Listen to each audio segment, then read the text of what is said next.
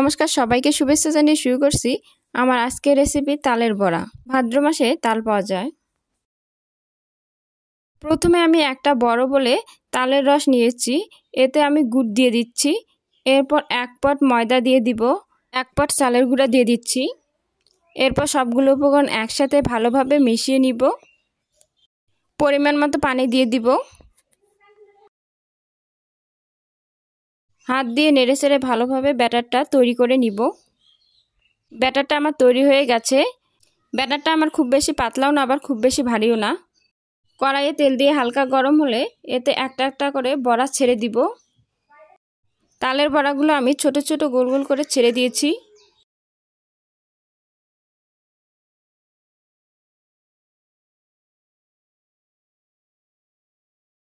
এক পাশ হয়ে গেলে একটা একটা করে বড়া আমি উল্টিয়ে দিব।